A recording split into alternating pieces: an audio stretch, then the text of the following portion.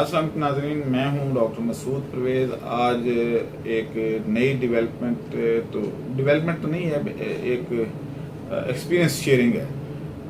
मेरे पास काफ़ी लोग सवाल भेजते हैं कि डॉक्टर साहब ये बताएं कि फ़िश फार्म में बायोफ्लाक बनाना ज़रूरी है, और क्या बायोफ्लाक बनाएं या एजोला डालें, कौन सा बेहतर है, और क्या दोनों इकट्ठे डाल सकते हैं? ये 3 सवाल बहुत ज़्यादा आ रहे हैं मेरे पास। तो फर्दन जवाब देना मेरे लिए अब मुमकिन नहीं रहा, क्योंकि अगर आपने देखा होगा मेरे सब्सक्राइबर तो शायद कम हैं, लेकिन मेरी कोऑर्डिनेशन तकरीबन हर एक से है। तो हर एक बंदा जो है मेरे से सवाल पूछता है और सारा नॉलेज लेने की कोशिश करता है, और मेरे लिए बड़ा मुश्किल हो जाता है। इवन रात को 12-1 बजे जाके मैं फिर फ़ोन को साइलेंट पे लगाता हूँ। तो एक तो ये गुजारिश करनी थी कि 12 बजे के बाद आप कॉल से परहेज़ किया करें, और सुबह 7 बजे से पहले और 12 बजे के बाद कॉल ना किया करें। उसके बाद पूरा दिन और पूरी रात आपके पास होती है आगे, तो उसमें आप कॉल कर सकते हैं, क्योंकि मुझे भी तो आराम चाहिए। अच्छा, सवाल ये था कि फ़िश फार्म में एजोला और प्रोबायोटिक में से कौन सा बेहतर है? मेरे भाई, दोनों एक ही काम करते हैं। एजोला भी आपके पानी के अंदर मौजूद नाइट्रोजन को टेकअप करता है, यानी उसको खा जाता है, और उससे अपने पत्ते बनाता है, प्रोटीन बनाता है, और अपनी बॉडी बनाता है, जड़ें बनाता है, सारा कुछ है। अब प्रोबायोटिक भी यही काम करते हैं। प्रोबायोटिक असल में है प्लांट ही, यूँ समझें बारीक किस्म का एजोला जो है उसको आप प्रोबायोटिक कहते हैं। प्रोबायोटिक सिंगल सेल बैक्टीरिया होते हैं, और ये नाइट्रोजन वो चीज़ है जो यूरिया में पाई जाती है। यूरिया हम नाइट्रोजन के लिए डालते हैं, अमोनिया में भी नाइट्रोजन होती है, नाइट्राइट में भी नाइट्रोजन काम की चीज़ होती है, नाइट्रेट में भी नाइट्रोजन ही काम की चीज़ होती है पौधों के लिए। और जानदार जो हैं, बड़े जानदार जैसे मछली, इंसान, इनके लिए वो ख़तरनाक होती है। हमारे फुजले से जो स्मेल आती है वो अमोनिया की वजह से है। जो पोल्ट्री फार्म के अंदर से स्मेल आ रही होती है वो भी अमोनिया की वजह से ही है। वो अमोनिया की स्मेल होती है, बाकी चीज़ों की स्मेल नहीं होती। तो जैसे कार्बन डाइऑक्साइड की कोई स्मेल नहीं होती, ऑक्सीजन की कोई स्मेल नहीं है, हाइड्रोजन की कोई स्मेल नहीं है। तो इसलिए अमोनिया जो है वो स्मेल पैदा करने वाली गैस है।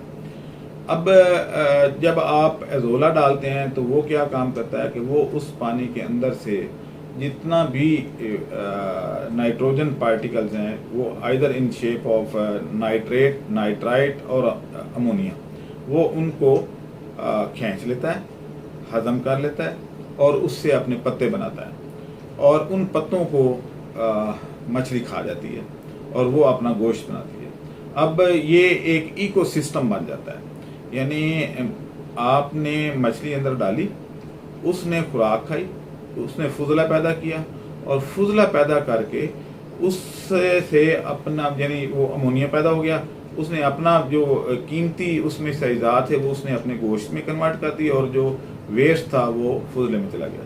अब वो फुजला जो है वो पौधे जो है एजोला, डकवीड और ये सारे ये टेकअप कर लेते हैं। प्रोबायोटिक भी वही फुजले के अंदर मौजूद जो नाइट्रोजन है या अमोनिया है उसी को टेकअप करता है। वो अपने बॉडी पार्ट्स बना लेता है, जो सब्जी सा रंग अंदर पैदा हो जाता है, या पानी का रंग गदला हो जाता है, वो उस बैक्टीरिया की वजह से होता है। अब उसने वो अपना जिस्म कैसा, सिर्फ इतना है कि वो बारीक है, वो नज़र ना आने वाली चीज़ है। ये जो एजोला है ये बड़ा है। अब एजोला ने क्या किया कि पत्ते बना लिए। पत्ते किस चीज़ से बने? वो जो वेस्ट हुई नाइट्रोजन। तो नाइट्रोजन बैलेंस असल में इस सर्कल को जो लोग डॉक्टर हैं या ज़ूलॉजी के एक्सपर्ट हैं उनको पता है कि नाइट्रोजन बैलेंस जो है वो एक टॉपिक हमने पढ़ा था, आपने देखा होगा, अपने ज़ूलॉजी में लोग पढ़ते हैं अक्सर। तो नाइट्रोजन बैलेंस जो है वो ऐसे ही होता है कि वो पहले वहाँ गया फुजले से नीचे, वहाँ से टेकअप किया पौधों ने, उन्होंने अपनी नाइट्रोजन बना ली, फिर उसको फिर मछली ने खा लिया, फिर फुजला किया। तो इस तरीके से एक सिलसिला मुसलसल चलता रहता है। और जो आप टोटल नाइट्रोजन डालते हैं उसमें, वो आप या हवा से जो नाइट्रोजन पौधे टेकअप कर लेते हैं, वो टोटल नाइट्रोजन जो है वो ज़ाया नहीं होती, वो सर्कल में रहती है, अदरवाइज आपको वो ज़ाया करनी पड़ती है। तो एजोला ये काम करता है, प्रोबायोटिक भी यही काम करते हैं। अब ये है कि क्योंकि पौधे सारी नाइट्रोजन जो है वो डाइजेस्ट नहीं कर पाते, सरप्लस रह जाती है। जैसे ये है कि एजोला तो सतह पे है, तो सतह पे जो नाइट्रोजन होगी वो तो वो टेकअप कर लेंगे, लेकिन जो नीचे बैठी हुई है फुजला वो टेकअप नहीं कर सकते, तो वो ड्रेन करनी फिर ज़रूरी होती है। यानी कुछ पार्ट जो है वो एजोला और प्रोबायोटिक टेकअप कर लेते हैं, लेकिन सारी नहीं कर पाते, उनकी भी आगे वेस्ट है, तो वो वेस्ट ड्रेन करने की ज़रूरत होती है। लेकिन ज़्यादातर पोर्शन जो है वो इस सिलसिले में ये पौधे और अपना प्रोबायोटिक या वो जो क्या कहते हैं जरासीम बैक्टीरिया वो इसको टेकअप कर लेते हैं, और इस तरीके से आप इकोनॉमिकल वे में अपनी प्रोडक्शन कर लेते हैं, यानी गोश्त आपका तकरीबन फ्री में बन जाता है।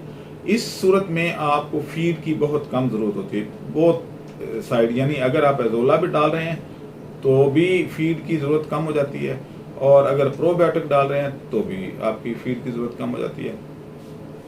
तो कुछ लोग पूछते हैं जी बायोफ्लाक और एजोला इकट्ठा किया जा सकता है? बिल्कुल किया जा सकता है।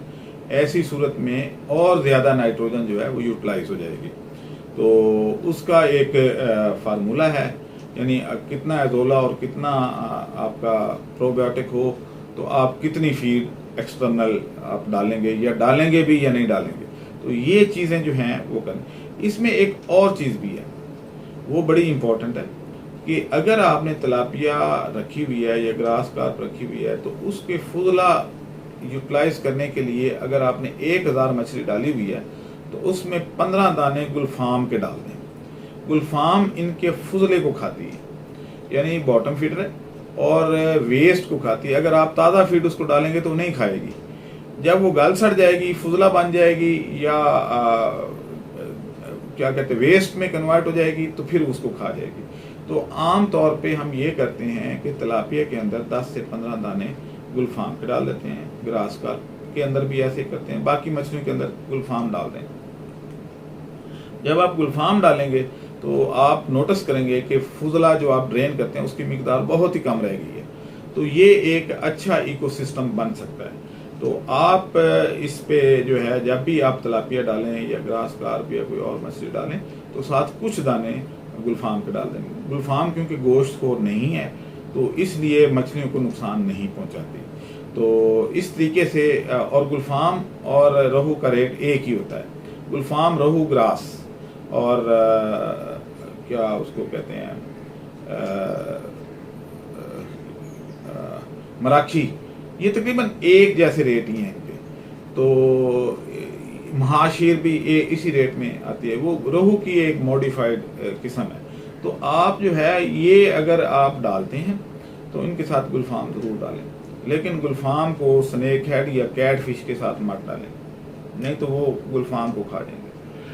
तो आज का टॉपिक बस इतना ही था कि आपने अगर एजोला डालना है, साथ में बायोफ्लाक बनाना है, और अगर गुलफाम साथ डाल लेते हैं तो आपके तकरीबन 80% अमोनिया के प्रॉब्लम सॉल्व हो जाते हैं।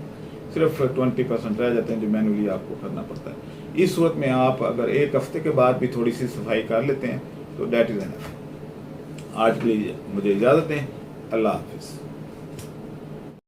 हमारे चैनल को सब्सक्राइब करें और साथ में बेल आइकन को भी दबा दें ताकि हमारी हर नई आने वाली वीडियो आप तक बआसानी पहुंच सके।